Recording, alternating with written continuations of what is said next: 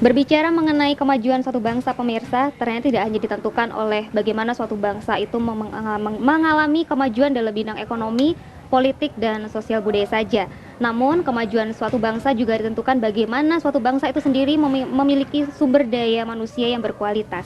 Bersama saya Ica Rizky, selama 1 jam ke depan akan menemani Anda dalam program Stetoskop, merupakan program talk show kesehatan yang akan membahas mengenai seputar kesehatan keluarga. Dan pada hari ini, saya akan khusus membahas mengenai psikologi anak dan remaja serta permasalahan yang sering terjadi dalam dunia psikologi anak dan remaja itu sendiri. Oleh karena itu, pada sore hari ini saya telah menghadirkan 2 orang narasumber yang akan berbagi informasi dan menjelaskan banyak sekali mengenai psikologi anak, remaja, beserta permasalahannya.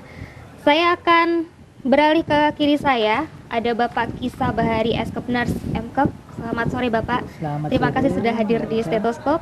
Dan di sebelah Pak Kisah ada Ibu Tri Anjaswarni SKP MKep. Selamat sore Ibu. Selamat sore. Baik, Bapak Kisah dan Ibu Tri ini sendiri merupakan dosen keperawatan jiwa jurusan keperawatan Politeknik Kesehatan Malang. Baik, Pak Kisah dan Bu Tri, tadi saya sudah sempat menjelaskan sedikit di awal kepada pemirsa bahwa sore hari ini kita akan berbicara mengenai tumbuh kembang dalam hubungan psikologi di dunia anak dan remaja. Mungkin bisa dijelaskan terlebih dahulu ke pemirsa, Bu Tri, terlebih dahulu apa sih sebenarnya dimaksud dengan tumbuh kembang itu sendiri dan hubungannya dengan psikologi anak dan remaja ini seperti apa? Iya, tumbuh kembang atau pertumbuhan dan perkembangan anak itu adalah sesuatu yang penting, karena dalam tumbuh kembang itu nanti akan bisa menentukan kualitas anak ini. Nah, tumbuh kembang ini meliputi keseluruhan atau totalitas dari individu itu, meliputi pertumbuhan dan perkembangan dari aspek biologis, psikologis, sosiokultural, dan budaya.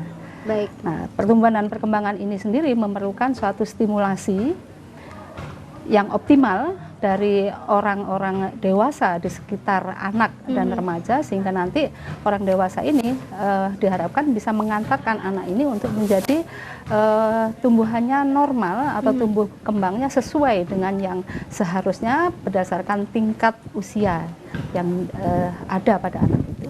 Baik, kalau kita berbicara tumbuh kembang berarti juga berbicara mengenai usia ya Ibu dan Pak Kisah. Nah, apakah tumbuh kembang ini selalu bisa dikatakan memiliki hubungan yang berbanding lurus dengan perkembangan psikologi seorang anak? Iya, tentunya pertumbuhan itu lebih ke arah physically, perkembangan itu mengarah kepada psikologi dan sosial dari seorang anak. Jadi pertumbuhan dan perkembangannya adalah sesuatu yang menyatu dan tidak bisa dipisah-pisahkan satu sama lain. Misalnya, seorang bayi baru lahir, itu dia langsung kontak dengan dunia luar, berarti fisiknya dia sedang kontak dengan sesuatu alam yang berbeda dengan alam sebelumnya. Baik. Yang alamnya sebelumnya dia dalam alam kandungan, kemudian dia keluar menjadi alam dunia. Nah, itu adalah fisiknya. Kemudian psikologisnya apa? Menangis. Nah, inilah, menangis ini adalah perkembangan pertama bayi pada saat dia kontak dengan dunia realita, dunia di dunia ini gitu. Itu contohnya, contoh dari perkembangan. Selanjutnya anak menangis, kemudian perkembangan selanjutnya ketidaknyamanan itu juga akan menangis karena bayi itu akan respon terhadap dunia yang baru, terhadap dunia baru itu awal-awalnya dengan menangis ini. Kemudian seiring dengan pertumbuhan fisiknya, dia akan mengikuti perkembangan-perkembangan yang lain. Jadi mulai mengenal tentang orang tuanya. Jadi kalau dia digendong oleh bukan ibunya, dia akan menangis, ya. Kemudian kalau dia merasa basah, dia akan menangis. Inilah respon-respon psikologis yang di awal-awal tumbuh kembang dari seorang anak. Nah, ini pentingnya peran pola asuh juga Ibu dari keluarga, karena kesalahan dari pola asuh juga bisa mempengaruhi tumbuh kembang dan juga psikologinya. Baik, saya beralih ke Pak Kisah. Saya pernah membaca sebuah buku mengenai tugas-tugas dari perkembangan seorang anak itu sendiri, Pak. Mungkin bisa lebih dijelaskan ke pemirsa di rumah. Iya. Jadi bicara tugas perkembangan, sejak anak dilahirkan itu punya tugas-tugas sendiri. Jadi mulai anak usia bayi, kemudian berkembang berikutnya menginjak usia anak-anak ya, usia kanak-kanak atau toddler, antara usia 18 bulan sampai 3 tahunan, kemudian menginjak usia prasekolah atau anak-anak TK gitu ya, Baik. dan seterusnya sampai remaja itu biasanya, dan seterusnya sebetulnya sampai lansia punya tugas-tugas perkembangan. Khusus untuk anak ada tugas-tugas yang spesifik, misalkan ya. Ini dimulai pada usia berapa, Pak? Pada bayi gitu ya, misalkan Mulai bayi. pada bayi. Nah, itu punya tugas perkembangan. Ini salah satu teorinya pakar ya, Erikson. Dia mencirikan ya, untuk bayi perkembangannya apa yang harus tercapai, yaitu terbinanya trust atau rasa percaya dengan lingkungan sekitarnya, dengan orang tuanya, pengasuhnya atau keluarga di mana dia tinggal. Bagaimana seorang bayi bisa Iya. memiliki respon, kita berbicara tadi mengenai rasa ya Pak ya? Iya, rasa Rasa percaya. Peka terhadap Trust. lingkungan. Iya, membina, membangun Jadi, kepercayaan. kepercayaan. Nah, biasanya pada pertumbuhan awal itu bonding attachment-nya. Makanya sedini Iya. mungkin anak itu langsung dikontakkan dengan ibunya. Itu mulai pertama disitulah rasa kasih sayang dibentuk begitu. Inisiasi menyusui dini salah satunya. Iya, mungkin. salah Ya, satu itu. salah satunya adalah inisiasi. Karena di awal itulah menentukan bagaimana seseorang itu percaya pada orang lain. Nah, kalau ibunya atau orang tuanya itu perhatian, kasih sayang, tentunya si anak itu, si bayi tadi akan percaya pada orang tuanya atau pengasuhnya. Dan itu secara alami Iya, akan muncul sendiri pada akan diri muncul. seorang Nah, itu akan bayi. berkembang terus, dipupuk sampai usia-usia berikutnya. Kemudian di usia tadi, anak-anak usia toddler tadi ya, itu mulai anak akan mandiri gitu ya, mandiri, otonomi. Berikutnya di usia TK, usia prasekolah tadi, anak-anak akan berkembang inisiatifnya gitu kan. Kemudian usia sekolah, anak-anak sudah mulai kreatif, berkarya, menghasilkan sesuatu, dan menginjak ke remaja, terbentuklah jati diri, identitas. Itu harapannya seperti itu yang normal gitu ya. Itu tugas-tugas yang harus tercapai secara normal. Baik. Namun kalau kita berbicara kan itu tidak lepas dari peran orang tua dan keluarga di Iya, sekitar. iya. Nah, ada tidak Pak Kisah tindakan atau perilaku yang tidak terlalu berlebihan dari orang tua karena dianggap bahwa anak ini nanti menjadi manja seperti itu. Nah, ini dari orang tua sendiri pola asuh yang terbaik seperti apa untuk Iya, iya. anak ini? Jadi faktor pola asuh atau stimulasi ya dari orang tua ini juga punya andil ya, punya pengaruh terhadap bagaimana dalam mencapai tugas perkembangan tadi. Misalkan ya, anak usia TK gitu ya, usia prasekolah tadi, usia 4 sampai 6 tahun gitu kan.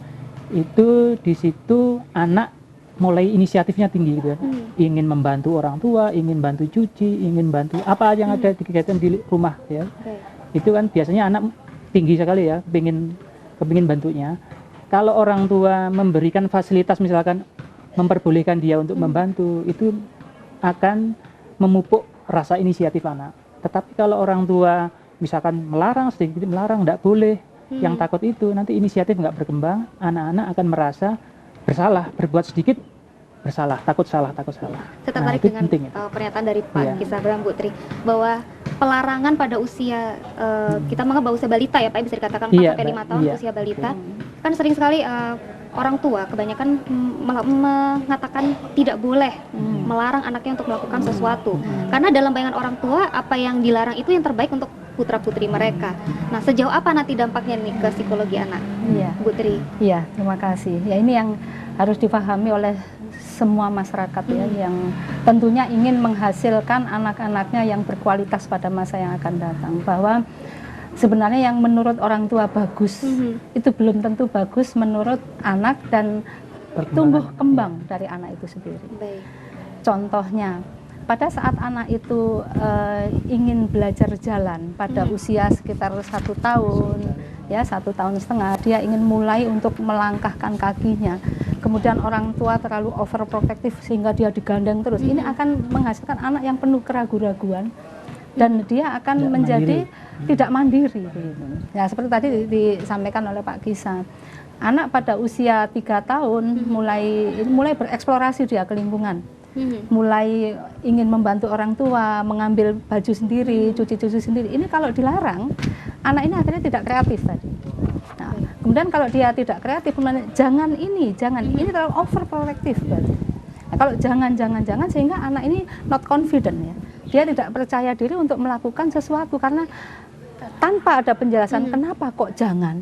Ini akhirnya anak menjadi tidak berani untuk melangkah berbuat sesuatu yang baik menurut dia, sehingga nanti akhirnya pada masa selanjutnya di usia sekolah atau usia remaja, anak ini mungkin setiap akan berbuat tanya, ibu boleh nggak saya begini? Tapi ada kemungkinan tidak Pak Kisah dan Bu Tri, seorang anak itu ketika dilarang pada masa anak-anak ya, namun di usia remaja dia melakukan apa yang tidak boleh karena rasa keingin tahu, kenapa sih saya tidak boleh melakukan sesuatu atau tidak boleh melakukan hal seperti ini. Ya. Alasannya kenapa dia mencari tahu Inilah sendiri, menjadi ya? permasalahan. Jadi kalau misalnya ada pelarangan-pelarangan itu dalam tumbuh kembang itu ada tugas-tugas yang terfiksasi. Nah, adanya tugas yang terfiksasi inilah yang akhirnya nanti suatu saat akan muncul, tadi sampaikan Mbak Ica, akan muncul di suatu saat keingintahuannya muncul sehingga dia melakukan sesuatu, sehingga nanti dampaknya mungkin akan menyimpang dari yang seharusnya. Baik, bisa dikatakan ini suatu kesalahan pola asuh bisa Pak Kisah dan Bu Ya. Tri?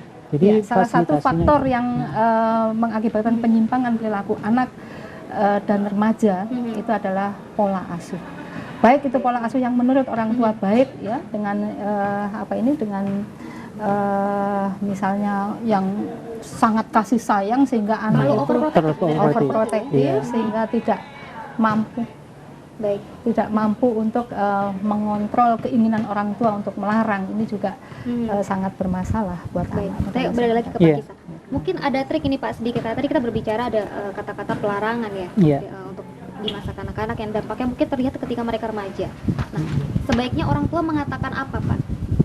Ketika ada rasa ketakutan atau kekhawatiran pada orang tua, mungkin anaknya ingin belajar bersepeda, namun karena takut anaknya terluka, jatuh dan sebagainya, kira dilarang untuk tidak boleh naik sepeda. Kata-kata yang tidak boleh atau kamu jangan, nah, itu sebaiknya seperti apa? Itu yang sering ya, karena ketakutan orang tua. Sebetulnya orang tua itu tugasnya ngawasi, ya ngawasi seberapa jauh si anak itu melakukan aktivitas kegiatan sesuai dengan perkembangannya, apakah itu berbahaya tidak. Memang kalau berbahaya memang bolehlah adik belum boleh misalkan naik pohon gitu ya, karena nggak kuat, adik belum kuat. Itu lebih baik kata-kata seperti itu, tapi jangan nggak boleh, ada penjelasan. Intinya melarang alasan. tapi dengan ada alasan. Contohnya begini, sering orang tua melarang jangan keluar maghrib karena nanti banyak wewe gombel. Nah ini akhirnya anak berpikir secara tidak rasional, bagaimana sih wajahnya wewe gombel. Muncul keingintahuan. Nah, sehingga muncul keingintahuan, sehingga muncul perkembangannya itu menjadi tidak bagus, sehingga dia rasa takutnya menjadi rasa takut yang tidak rasional. Tetapi kalau adek ini waktunya maghrib, tidak boleh keluar rumah. Anginnya dingin, udaranya dingin, mungkin dingin, yang kemudian rasional. Mulai gelap, sehingga ini nanti akan mengganggu kesehatan. Dan waktu maghrib ini adalah waktu untuk beribadah misalnya.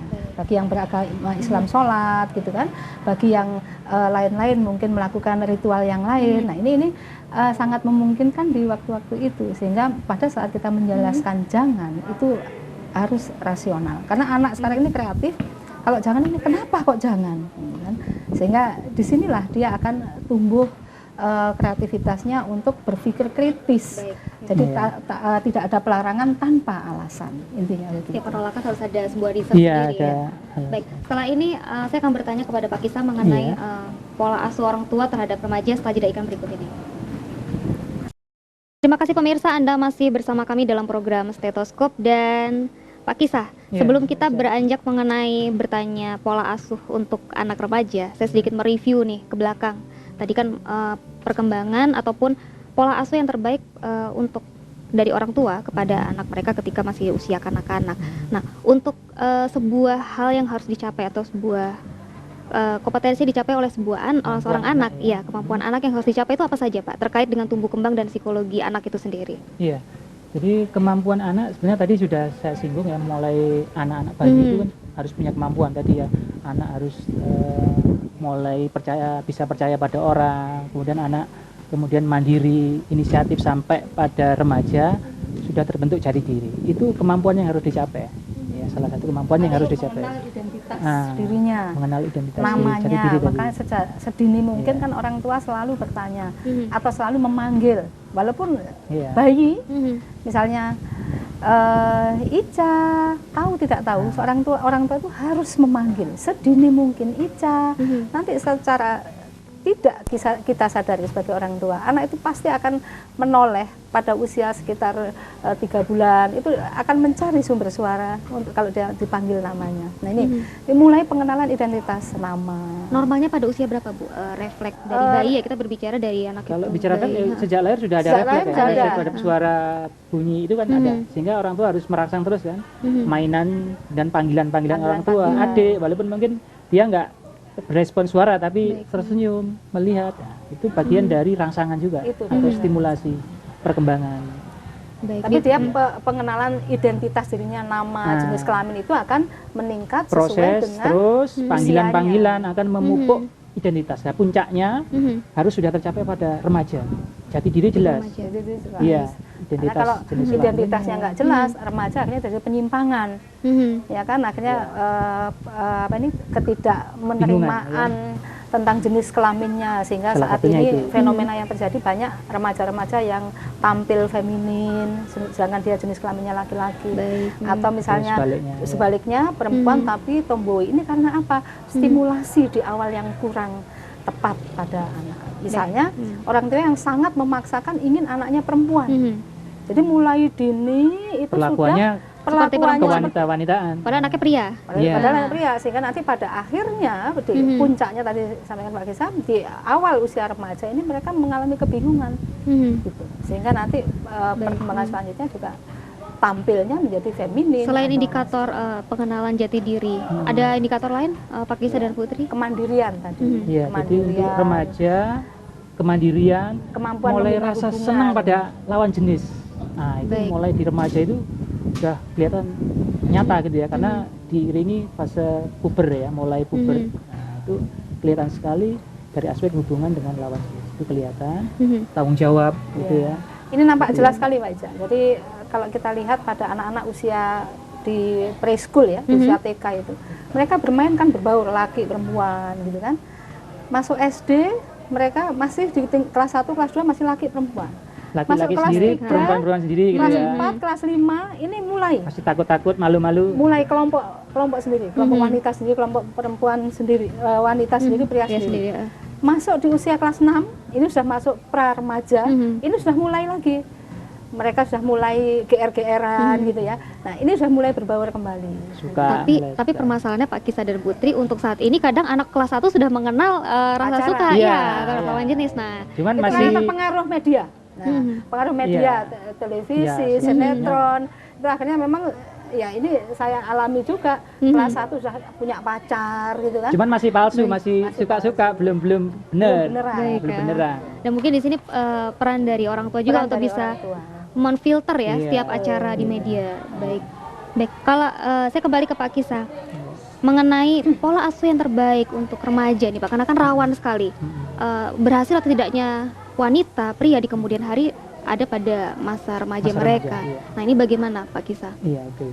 Remaja ini calon generasi bangsa ya, yang akan menentukan masa depan bangsa. Baik buruknya bangsa tergantung gimana remaja ini nanti. Untuk itu selama usia remaja perlu fasilitas yang bisa menumbuhkan dan tadi kemampuan atau tugas perkembangannya bisa tercapai.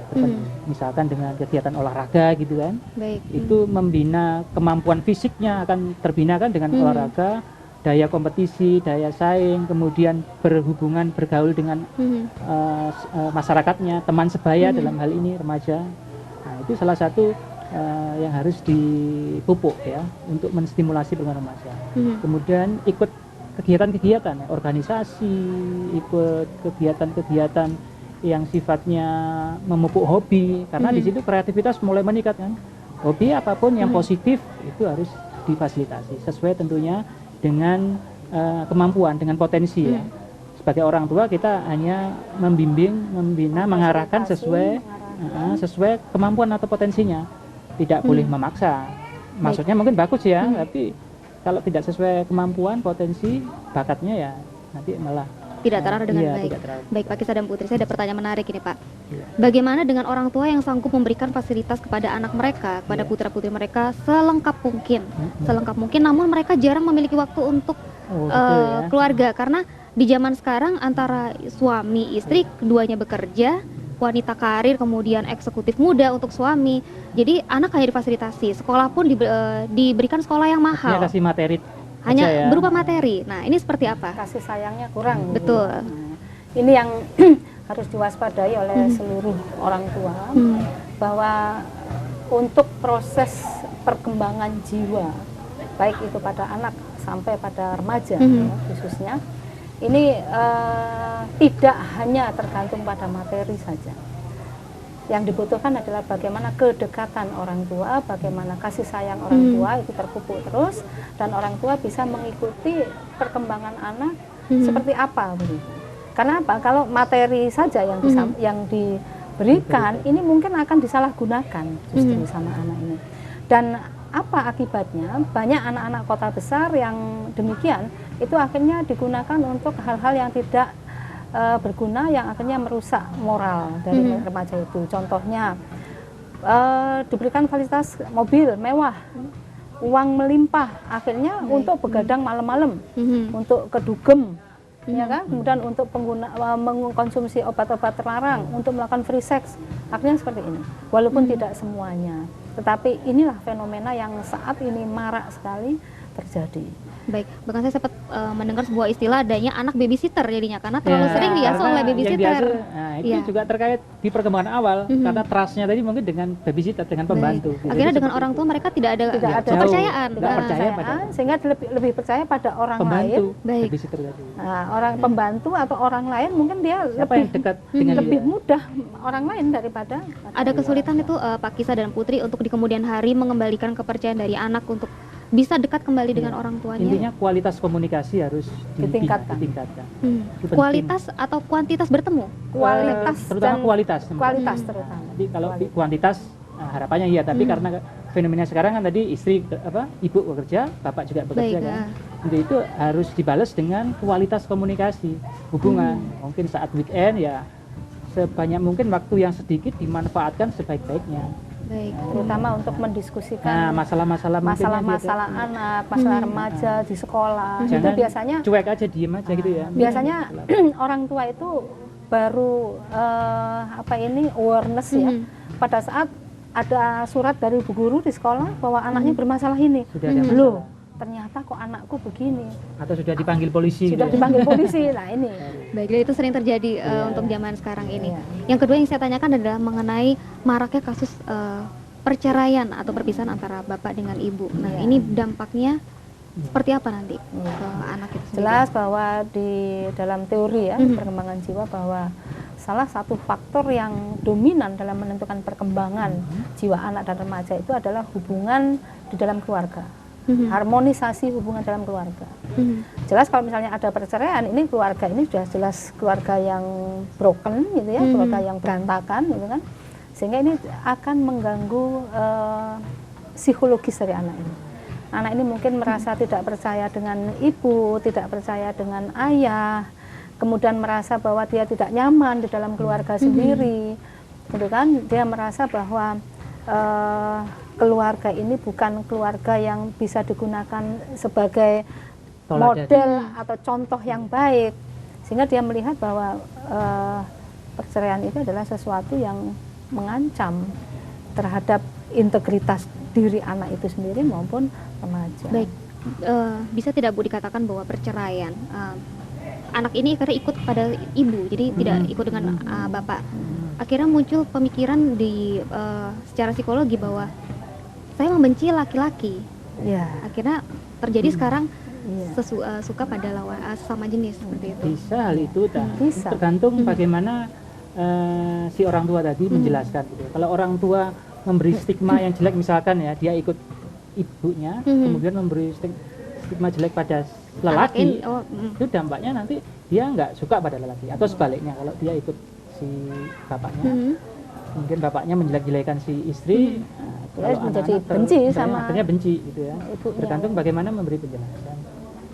Baik, karena ini sangat banyak sekali terjadi di Iya. masyarakat mengenai dampak broken home ini sendiri. Nanti saya akan mendatangkan satu orang narasumber untuk berbagi langsung, Iya. karena dia adalah salah satu korban perceraian dari kedua orang tuanya. Iya.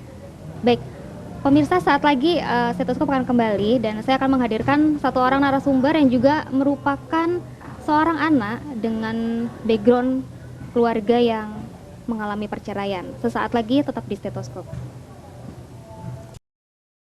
Terima kasih pemirsa, Anda tetap bersama kami dalam program Stetoskop, dan seperti janji saya tadi, saya akan menghadirkan satu orang narasumber yang juga merupakan seorang anak remaja dan pernah mengalami kasus perceraian antara ayah dengan ibunya.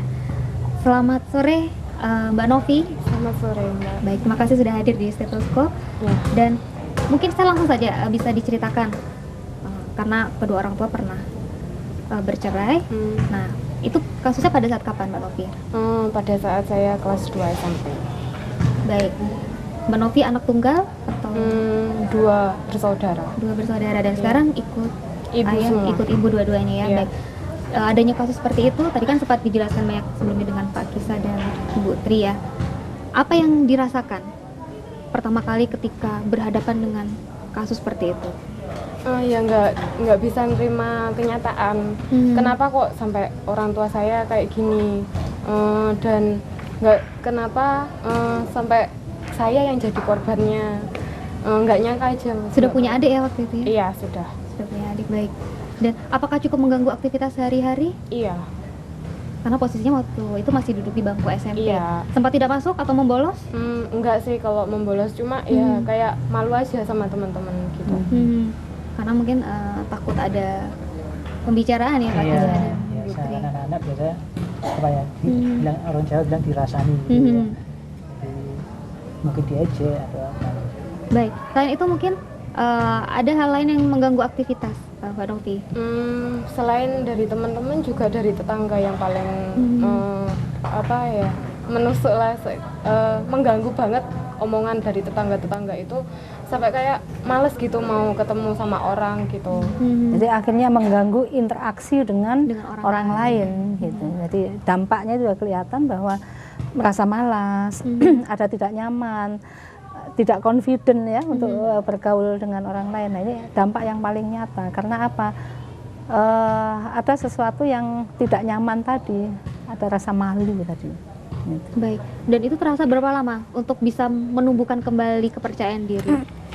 Sampai 3 tahunan baru. Cukup lama ya berarti, Iya. SMA ya? Di SMA. Iya, SMA baru itu. Tapi ya masih ada dampaknya, masih ya apa ya, dari semenjak itu nggak pernah, udah sebelumnya main ke rumah tetangga biasa. Kalau mulai semenjak itu udah nggak pernah main ke rumah tetangga. Kayak interaksi, terus kayak kegiatan-kegiatan di masyarakat gitu udah nggak itu. Kayak pengajian tiap minggu gitu. Nah, itu berlangsung selama kurang lebih 3 tahun. Iya, terus semenjak di Malang apalagi udah nggak pernah. Baik, sebelumnya memang tidak tinggal di Kota Malang. Baik, ada orang yang paling mensupport sekali Mbak Novi ketika Ibu. dalam kondisi down seperti itu? Ibu ya? Iya. Ibu cukup memberikan support yang luar biasa di situ. Iya. Baik, saya kembali lagi ke Pak Kisah dan Bu Tri untuk kasusnya Novi seperti ini Pak. Ini ke Pak Kisah terlebih Iya. dulu. Itulah dampaknya hubungan orang tua ya terhadap perkembangan anak. Apabila ada masalah antara ibu bapak, apalagi perceraian, ini tentunya anak yang dulunya mungkin figurnya contohnya kepada orang tua ibu bapak, akhirnya karena ada konflik, ada perceraian dari kedua orang tua, anak di saat apalagi usia remaja, jadi usia SMP ya, masa mencari contoh, masa mencari teladan, itu teladannya yang dulu mungkin orang tuanya akhirnya karena konflik tadi, perceraian, akhirnya tidak ada. Dampaknya dia akan mengganggu tadi pergaulan dengan temannya, dengan teman sebayanya, mungkin takut diejek, takut dihina, takut apalah, pokoknya pikirannya macam-macam di situ. Belum lagi ke masyarakat sekitar, ke tetangga. Akhirnya dia berusaha untuk ya mengisolir diri gitu ya, menyendiri, nggak banyak bergaul. Akhirnya tentunya yang semestinya di usia remaja pergaulannya luas, Baik. termasuk ke lawan jenis, akhirnya karena ada masalah itu terhambat. Terganggulah tugas perkembangan dalam aspek sosialisasi atau pergaulan yang lebih luas. Baik, mungkin Bu Tri ingin menambahkan. Ya ini dampak yang kurang bagus ya, perceraian, tapi alhamdulillah ini support dari ibu itu cukup baik ya, tidak sampai menjelek-jelekan bapak ya. Enggak. Nah ini ya yang tadi kita sampaikan bahwa apakah anak itu nanti akan membenci orang tuanya yang lain ya, ataukah nanti dia akan membenci jenis kelamin yang yang sama dengan jenis kelamin orang tuanya yang bercerai ya. Baik. Nah ini tergantung dari orang dewasa lain yang memberikan support. Ini alhamdulillah ibunya memberikan dukungan yang bagus sehingga anak tidak membenci orang tuanya. Hubungannya tetap baik ya sama bapak ya. Iya, tapi enggak seperti dulu lagi. Tidak seperti dulu lagi, tapi tidak sempat membenci gitu. Nah, sehingga juga tidak sempat membenci lawan jenis yang lain ya. Enggak, tapi kalau sama ayah ya. Iya. Itu ada dampaknya, tapi karena kejadian seperti itu ada trauma tersendiri. Ada trauma. Baik, Putri dan Pak Kisah. Saya membaca di sebuah artikel nih Pak, bahwa ketika orang tua mengalami sebuah kasus perceraian, baik anak pria maupun wanita, akan lebih safe atau akan lebih baik perkembangannya bila diasuh oleh ibu daripada ayah. Nah ini benar atau tidak Pak Kisah? Bicara mana yang lebih bagus, apakah yang diasuh ibu atau bapak, ya tergantung kualitasnya kalau menurut saya ya. Memang dari segi insting mengasuh lebih bagus ibu ya, insting mengasuh karena perhatian, namanya ibu itu ada unsur-unsur keibuan yang tidak bisa digantikan oleh si bapak. Dan begitu pula sebaliknya sebenarnya, sosok ayah tidak bisa digantikan murni oleh seorang ibu. Untuk itu tergantung kualitas bagaimana si ibu itu, kalau misalkan ya si anak itu ikut ibu, bagaimana ibu itu mengasuh, apakah juga berkualitas. Kalau tidak berkualitas ya, ya saya yakin juga sama aja kalau misalkan diasuh oleh bapak misalkan. Tergantung kualitas dulu ya, kualitas bagaimana mengasuh. Kualitas dan apa mungkin bisa ditentukan oleh kuantitas bagaimana si ibu mengatur jadwal bertemu mungkin dengan ayahnya ini tadi. Kalau nanti ada kompromi misalkan si bapak sama si ibu ya, ada kompromi untuk anak bisa diberi kebebasan untuk main tetap ke bapaknya yang lama, kemudian ke ibunya. Nah itu bagus.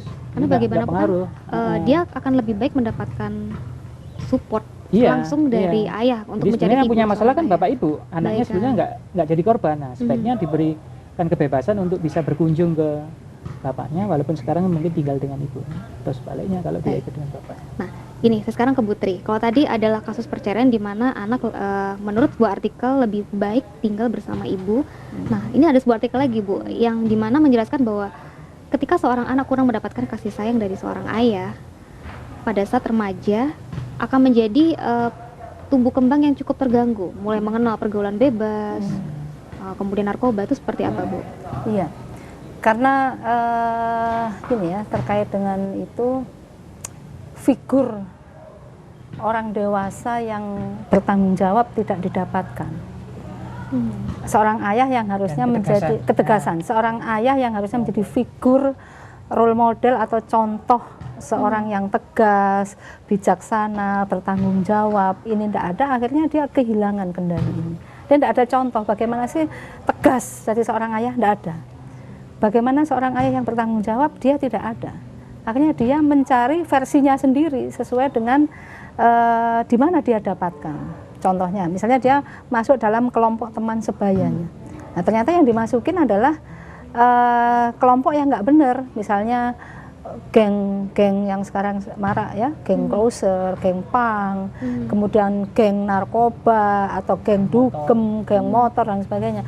Akhirnya mereka mencari, oh ternyata perkasa itu kalau saya bisa mengendarai motor dengan kecepatan sekian. Saya ini menjadi orang yang super bila saya sudah mengkonsumsi narkoba sekian. Karena dia tidak ada contoh yang baik dari orang dewasa yang selama ini diharapkan, dan yang paling dekat itu adalah orang tua, dalam ini adalah bapak dan ibunya. Makanya kalau sampai terjadi perceraian, ini adalah akan kehilangan salah satu figur dominan. Kalau misalnya dia akan lepas dari asuhan dari ibu, maka anak ini akan kehilangan sifat-sifat kelembutannya. Sifat lembutnya, kasih sayangnya, keibuannya, itu akan berkurang.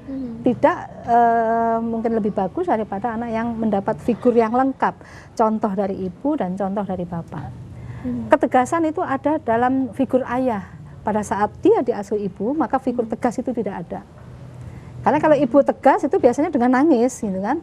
Nah, sehingga inilah yang dalam artian bahwa kelengkapan ini akan lebih bagus daripada adanya satu perceraian. Kedua-duanya sebenarnya tidak bisa tergantikan. Tidak bisa Punya ciri tergantikan, sendiri-sendiri, punya gitu kan. ciri khas sendiri-sendiri gitu. Saling Terkait dengan artikel tadi, kalau misalnya apakah ibu lebih bagus juga belum tentu begitu. Karena keduanya saling melengkapi. Saling tadi ya. melengkapi gitu. Nah, kalau misalnya ibu lebih bagus, ternyata penyebab perceraiannya adalah ibu yang berselingkuh misalnya, atau ibu yang melakukan dugem, sehingga kan diasuh ibu kan jadi tidak bagus karena nanti anaknya akan mencari, oh seorang ibu itu harus sering ke tempat-tempat dugem misalnya, kan seperti itu kan akhirnya contohnya. Baik. Nah ini penegasan dari tadi yang disampaikan Pak Kisah. Jadi ini idealnya adalah lengkap lah keluarga itu sehingga harmonisasi dalam keluarga itu tetap didapatkan sehingga anak mendapatkan gambaran yang komplit ya. Contoh-contoh yang komplit dari orang tua, dari ibu dan bapak. Baik. Ini mungkin pengalaman dari Novi juga dialami oleh pemirsa di rumah saat ini yang juga beranjak usia remaja. Nah, bagaimana Pak Kisah dan Bu Tri? Mungkin ini solusi ya untuk remaja mengalami kejadian seperti Novi supaya tidak terlalu down atau bisa up kembali, bisa bangkit kembali dengan keadaan yang demikian. Apa yang harus dilakukan? Pak Kisah terlebih dahulu. Jadi ambil permasalahan tadi atau kasus yang dialami tadi sebagai sebuah pelajaran. Setiap remaja mungkin bisa mengalami seperti yang dialami Mbak Novi. Tapi itu ambil sebuah pelajaran dan jangan sampai diperuncing. Misalkan ya kalau tadi udah ikut si ibu yang dekat ibu, ya jangan sampai membenci bapaknya. Itu kan permasalahan ibu dan bapak. Kalau saya tetap sebagai orang tua, ya itu harus dihormati juga. Sebagai bapak juga harus dihormati. Itu intinya. Dan anggap itu sebagai permasalahan yang lalu. Dan ke depan harus berpikir bahwa masa depan kita itu masih jauh, masa depan remaja ini masih jauh kan. Dia masih banyak harapan-harapan yang perlu dicapai gitu kan, demi apa masa depan dia. Baik, kita akan kembali berbincang lagi setelah jeda iklan. Baik pemirsa, tetap di Stetoskop, setelah jeda iklan berikut kami akan segera kembali. Baik pemirsa, Stetoskop kembali bersama dengan Pak Kisah, Bu Tri, dan Novi. Melanjutkan kembali Pak, tadi sempat terpotong di jeda iklan, apa yang harus dilakukan seorang remaja yang mungkin mengalami pengalaman masalah seperti yang dialami Novi. Tadi Pak Kisah sempat menjelaskan bahwa harus bisa menerima, harus bisa berusaha tegar ya Pak, meskipun sulit dan berat. Karena itulah sebuah keadaan yang harus diterima. Baik. Tadi yang disampaikan Pak Kisah ini sudut pandang internal bagi si remaja itu. Nah, ini yang selanjutnya adalah bagaimana peran orang-orang lain di sekitar remaja. Ini yang penting. Siapakah itu? Yang pertama adalah orang tua yang akan tinggal bersama remaja. Kemudian orang dewasa lain yang bertanggung jawab terhadap remaja ini, mungkin pamannya, bibinya, ya, kemudian atau kakaknya, ya. Atau mungkin kalau di sekolah adalah gurunya, turut bertanggung jawab. Guru, kemudian terutama adalah konselor ya, konselor di sekolah ini yang harus ikut di dalam menangani masalah remaja. Karena kalau ini tidak diselesaikan, maka dampaknya terhadap penyelesaian studi dari mahasiswa ini, dan ini nanti akan berdampak pada kualitas anak bangsa ini selanjutnya, kan begitu. Nah, kalau sudah terjadi permasalahan yang sifatnya berat, misalnya anxietas berat atau anak ini terjadi inferiority yang berat ya, sehingga menarik diri dari lingkungan. Nah, ini peran tim kesehatan ya dalam hal ini bisa berkonsultasi mulai dari kalau kita di keperawatan bisa ini ada konseling keperawatan jiwa gitu ya, kemudian bisa juga datangkan psikolog ya, atau kalau misalnya sudah masuk kepada penyimpangan perilaku yang berat, ini bisa konsultasi kepada psikiater ya, mungkin sudah muncul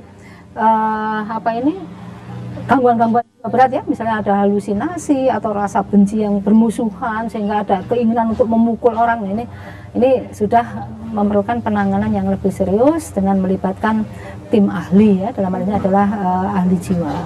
Baik, untuk Novi sendiri, apakah sejauh ini memiliki sahabat untuk teman berbagi, teman curhat, atau pernah datang ke psikolog?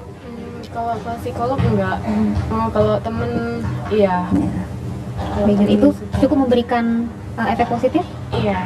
ketika bercerita? Iya, ngasih semangat lah buat ya ayo bangkit, jangan kayak gini terus gitu.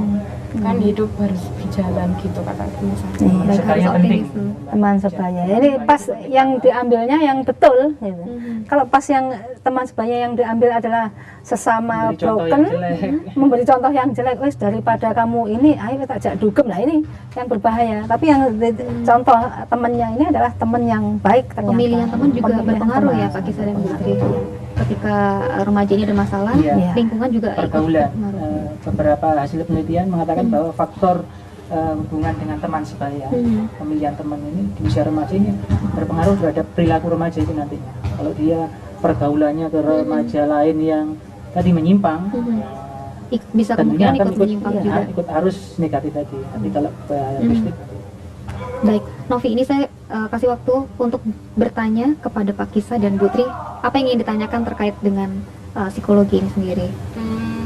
Kan saya mau tanya, saya sekarang masih belum bisa menerima kalau keadaan ayah dan ibu saya tuh bercerai, dan keadaan sekarang ayah saya sudah nikah lagi dengan orang yang tidak saya kenal, dan ayah saya tidak meminta izin kepada anaknya, dan sebagai anak saya harus bagaimana?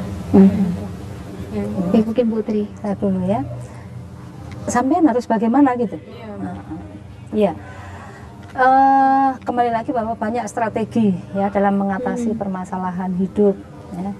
Yang pertama kita harus ingat bahwa kita hidup ini karena Tuhan ini ya. Kita ada ini karena Allah ini.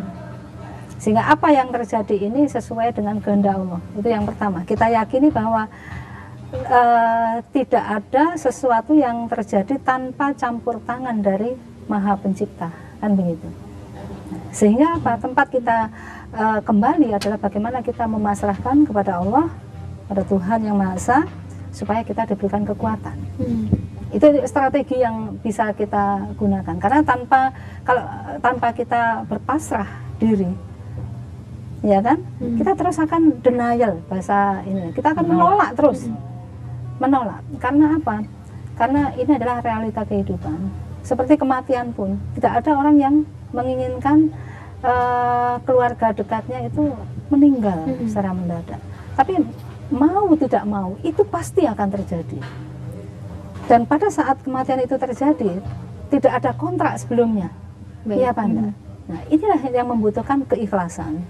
Nah, ini yang saya anjurkan dari Mbak Novi ini adalah latihan untuk ikhlas, latihan untuk menerima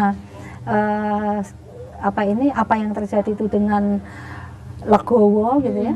Ya, mungkin kasus ini sama saja pada saat kita orang tua bercerai karena sudah dipanggil oleh Allah, itu sama, kita malah tidak bisa melihat gitu ya. Bapak sudah di makam misalnya ya, atau misalnya ibu ini terpisah dan kita masih bisa melihat bapak. Karena kematian. Nah, itu memang kasusnya berbeda. Kalau misalnya yang terjadi seperti itu ya itu tadi, kita pasrahkan kepada Allah, kita pasrahkan kepada Tuhan yang Maha Esa, kita bersabar dan mencoba menerima kenyataan itu dengan sebaik-baiknya. Ini sesuai dengan teori bahwa memang pada saat orang itu acceptance, menerima kenyataan, itu pasti akan dimulai dengan denial, mengingkari dulu, marah sama bapak, bergening, seandainya orang tua aku nggak cerita ya, nggak cerai ya. Nah, itu betapa saya indahnya hidup, kemudian depresi ini mulai sedih dan sampai akhirnya acceptance. Nah, ini Novi ini contoh yang acceptance-nya agak panjang gitu. Nah, ini untuk itu apa? Maka perlu ada dukungan dari orang-orang di sekitarnya yang bisa mendukung. Siapa saja tadi, bisa dari ibu yang selama ini dekat, teman sebaya yang selama ini dekat, saudara, bibi, kakek, nenek, atau siapa saja yang bisa memberikan support. Dosen. Ya, dosen, kalau sekarang ini sebagai mahasiswa, dosen. Kalau mungkin pada waktu usia sekolah, dengan guru-guru mereka. Inilah yang bisa memberikan support. Baik. Tambahan mungkin baik. Mbak Ica, Mbak Novi ya. Hubungan dengan bapak kan bagus toh Mbak Novi, nggak ada masalah kan, hanya ibu dengan bapak. Untuk itu silaturahim Mbak Novi dengan bapak harus tetap dijaga. Mbak Novi main ke rumah bapak, walaupun mungkin dia sudah beristri gitu ya, itu hubungan akan baik membuat dijaga. latihan kita Iya, acceptance, kita nerima, semakin gitu ya. menerima kenyataan. Itu kan masalah ibu bapak, kalau kita kan nggak ada masalah, maksudnya nggak ada masalah. Hal yang harus dilawan namun memberikan Iya. dampak yang baik. Iya, jadi silaturahim Harus tetap- dihadapi justru. Tapi kalau justru kita menghindar, itu semakin malah kita membenci. Sama dengan fenomena kematian. Kalau kita menghindar ini, kita justru harus melihat, oh memang sudah meninggal dunia. Kita yakinkan bahwa bisa meninggal dunia. Kalau misalnya sudah bercerai, kita tidak harus menghindar, tapi justru, oh bapak saya sudah menikah dengan orang lain. Untuk minta izin itu tidak ada kewajiban orang tua minta izin kepada anaknya untuk menikah. Gitu ya. Kalau anak mau menikah harus izin orang tua karena restu orang tua laki-laki itu adalah wajib ya, karena orang tua itu adalah sebagai wali pada saat pernikahan. Tapi kalau orang tua mau menikah tidak perlu izin anak.